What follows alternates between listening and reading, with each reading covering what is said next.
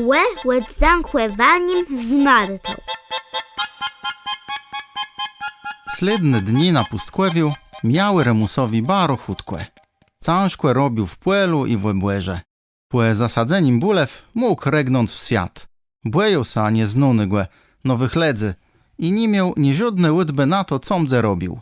Wiedzę leno, że pójdę do kasiebów i zade ima wyźne pytania. Chcesz wybawić zapadły ząg? Chcesz przenieść królewiunka przez głęboką łedę? Rozumiał tyś, że w łeby dwóch tych pytaniach idzie to, żeby zachęcywać ledzy do gadania po kasiebsku, do płeznywania swojej historii i do miłoty do ojczyzny. Gbur, nawet zankłewani, dał mu nowy łeblecienk i zapłacił za wszystkie lata roboty. Marcjanna płakała, a Michał powiedział do knypa swoją uledoną rzeczonkę. Co je kłemu namienioni, to głę nie minie. I Remus szedł. Stanął jeż na grańcy pustkwewiu i przybycił so wszystkie, co go tu spłetkało.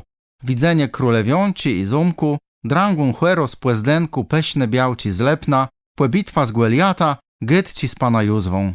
Wspominał też psa Gniota, kłechuny kłenie, liza i gniadygłe, swoje łóżkłe wstani, kłerunowoną jarzambina, ku reszce szedł dali.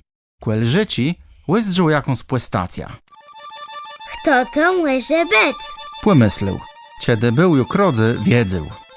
Ta. Dzywcza stojało smutny. Jak Remus podszedł do brudci, ta rzuciła mu so na sieja i zaczęła płakać, jaż sa cały trzęsła. A knyp przybycił so kuli zrobiła dla niego dobry głę. Jak głę dozyrała, czej był chwery, jak sa przezeblokła za parobka, żeby pryści żyłny, że nie nalezli głę schłewonego w sklepie. Przecysnął Marta do se z całym młecy, mójką jampłe włosach i płakał raza z nią. Remusku, Rzekła ku reszce. nie idź z pustkwewi, wróć do naju. Nie młega, Marto. A kto bandyce w tym świecie płomygył? Koledzy nawet nie rozumieją twojej gytci. Nie mysz ze spać, ze sałegrzyc. Nie, Marto. Nie płysyłechum ce tym razem. Łebiecuję, że banda łermu z dową skrą. Łestani. I banda tu z tobą na wiedno. Jak no dreszka, sostra, a jeżli będziesz chcał, łestyna twoją białką. Remusowi żylsa zrobiło pustkwewie i ścieżcy jaci młego mu dać Marta.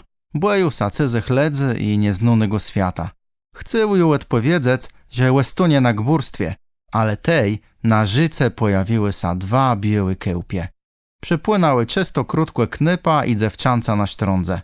Zdrzały na nich swoima snyży małeczama, a Remus, łet wezdrzeniu go tych ptychów, zys dostał młecy i rzekł.